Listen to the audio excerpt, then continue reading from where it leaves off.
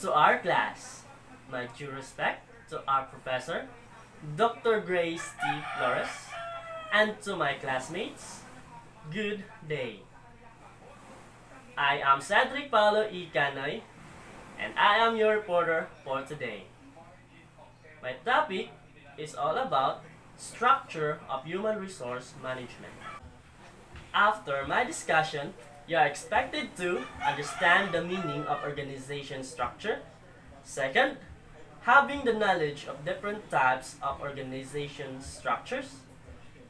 Third, understand the line of staff and aspect of human resource management.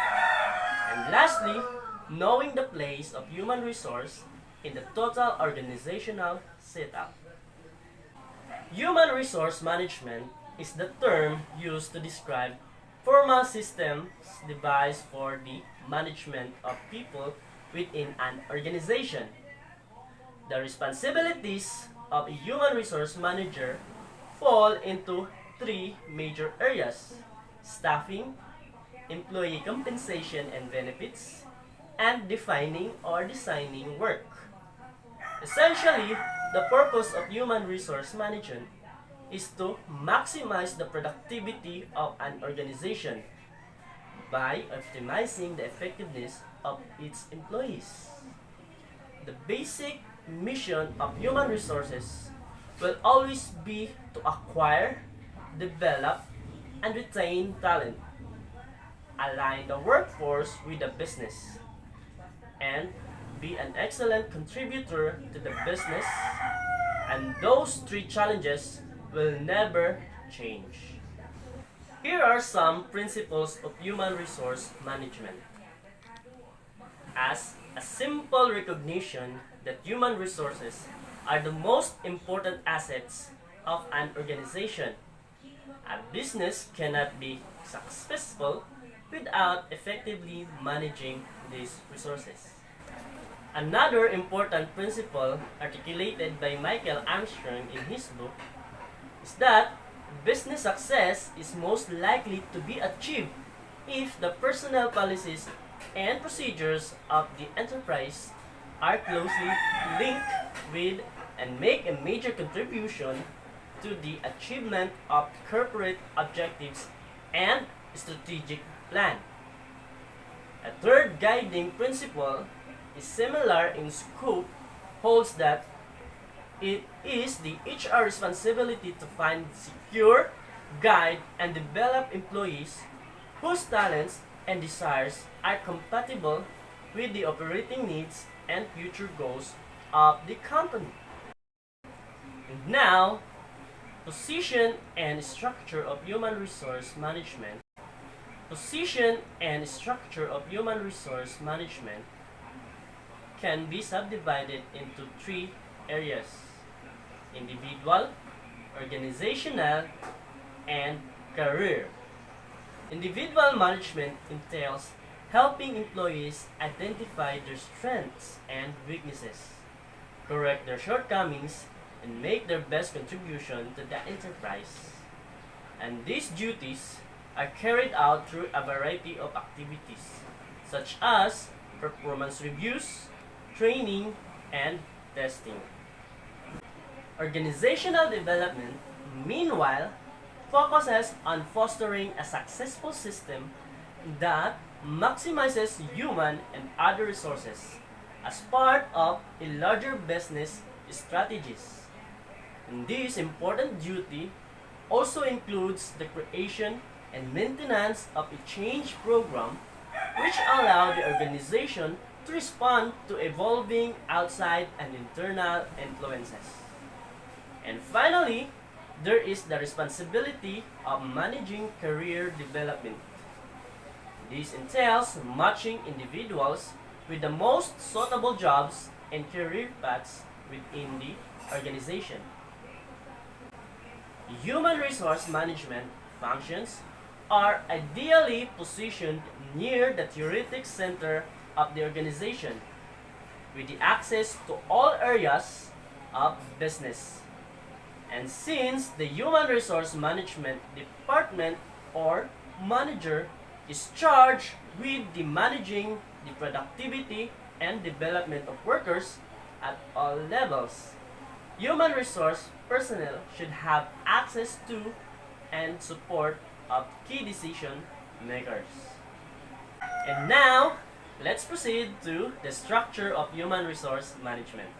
Imagine people who work together in organizations need a defined and systematic system or structure through which they can relate each other and coordinate their efforts. The defined relationships among the elements of an organization, namely people, tasks, structure, and information. And control processes is referred to as organization structure. Organization structure means the systematic arrangement of people working for the organization in order to achieve certain goals. It is the framework of authority relationships among individuals and groups in an organization. Thus, organization structure refers to the formal establishment pattern of relationships among the various parts of a firm or any organization. The formal relationships in an organization are explained in an organizational chart. The boxes represents the various important positions in an organization. The distance of the box from the top indicates its position in the hierarchy. The closer the box position to the top, the higher is its status, and vice versa. The lines joining the various positions represents the formal reporting relationships, usually between a superior and a subordinate. Although the organization chart is an spectaculated illustration of the structure, yet it is an extremely useful tool for understanding the organization structure of a firm. In human resource management, there are elements of an organization structure. The network of formal relationships and duties, that is the organization chart and the job description. The manner in which various tasks and activities are assigned to different people and department. The way in which various activities, the tasks are coordinated, and the power, status, and hierarchical relationships with the organization. The plan policies, methods, and controls and direct the activities and relationships. The flow of information and communication. Now, there are factors influencing the choice of structure. It's like designing an organization structure is a continuous process. What we seems ideal design today may prove to be ineffective after some times, so it is the responsibility of the managers to continuously improve upon the design of organization. Various factors should be taken care of before designing the organization structure. So first is strategy and structure. Strategy and strategic choice affects the total organizational structure. Organizational strategy means the way the business positions itself in its setting in the relation to its stakeholders, given the organization's resources, capabilities, and mission. Of course, structure follows strategy due to the fact that organizational structures are designed to accomplish objectives by implementing the strategies. And when strategy changes, the structures need to change. To sum up, strategy influences structure and structure influences strategy. Structure largely tells how objectives and policies will be established. Structures tells how resources will be allocated. Next, factors influencing the choice of structure is the size and complexity of organization. As the organization grows bigger and becomes more complex and diverse, the structure needs to change to allow for valuable communication and coordination. As an organization grows, complexity and product market coverage, different strategies and organization form and used. For the third factor, there is the technology. The general nature of complexity of technology a firm employs can influence the type of organizational structure.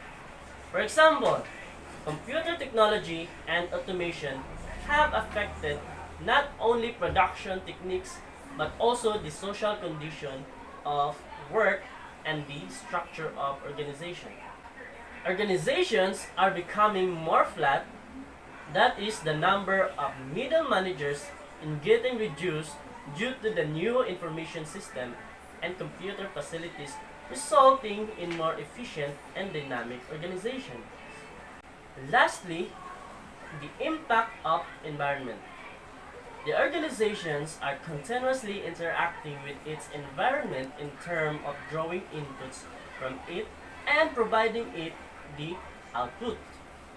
All organizations operate in an environment comprising the economic, political, social, and legal subsystems. A change in any one of these subsystems may force one to change the design of the organizational structure. For example, changes in government policies regarding foreign equity participation in India made it compulsory for the most foreign-owned companies to reduce their holdings and become more national in character. And now, there are formal and informal organization. Formal organization refers to the intentional structure of roles in the formally organized enterprise. In such an enterprise, there are well-defined rules, positions, authority, responsibility, and relationships. While informal organization refers to any informal relationships among the persons of an organization. That is, they are based on their social and personal relations. For example, if a person meets with his colleagues every Sunday and forms a recreation club to play billiards, chess, then he is meeting in an informal organization. However, the same group of colleagues meets to analyze the last quarter's performance and plan on project for the future, then it is the reference of formal organization.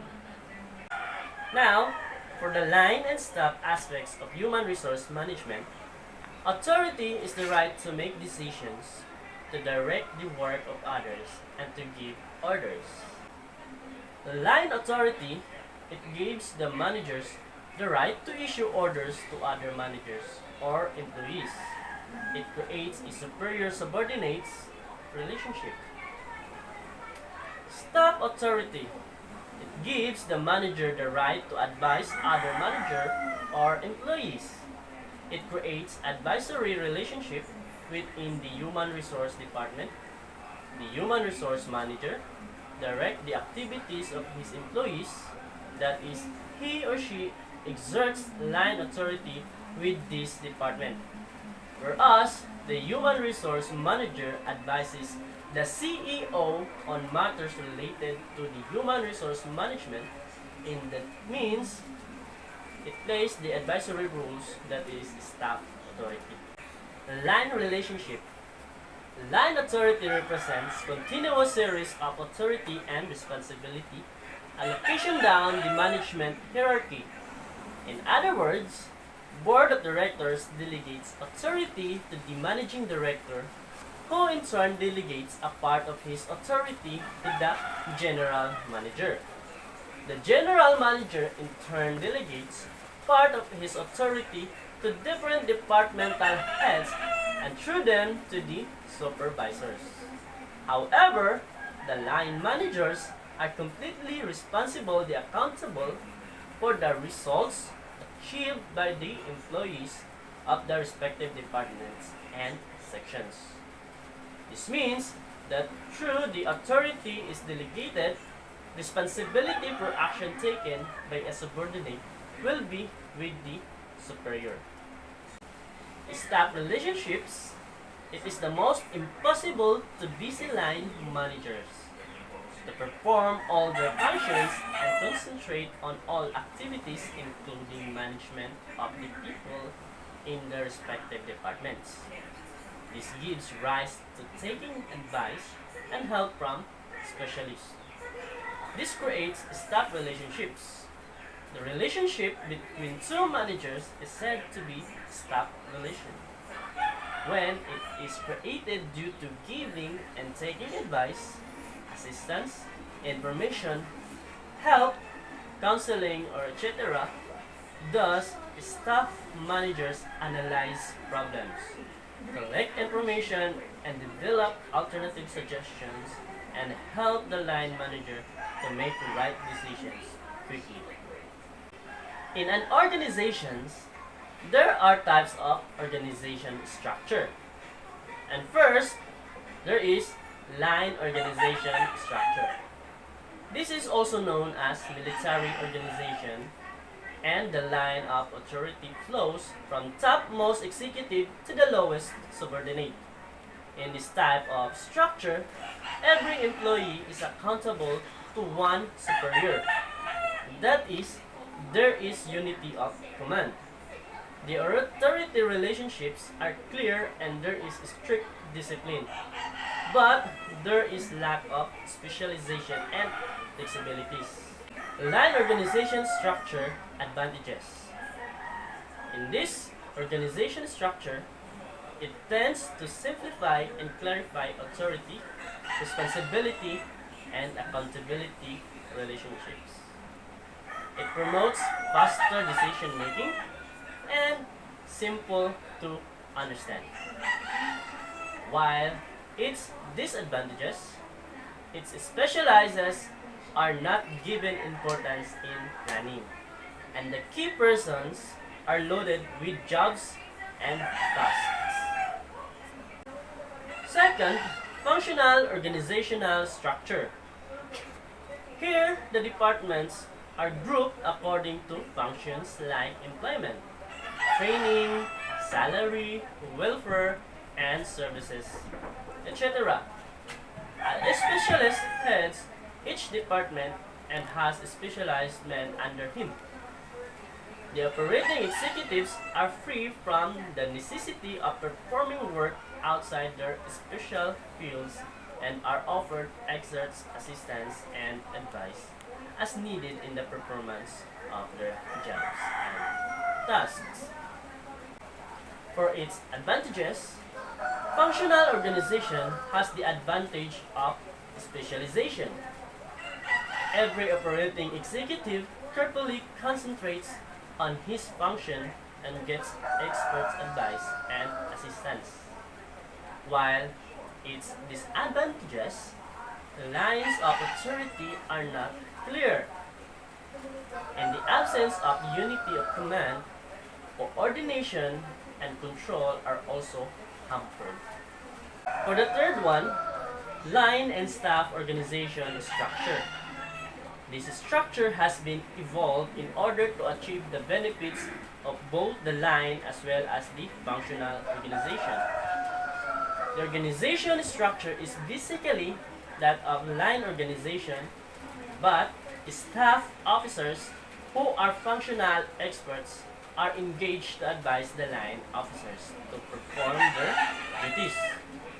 Under its staff positions are such to line executives.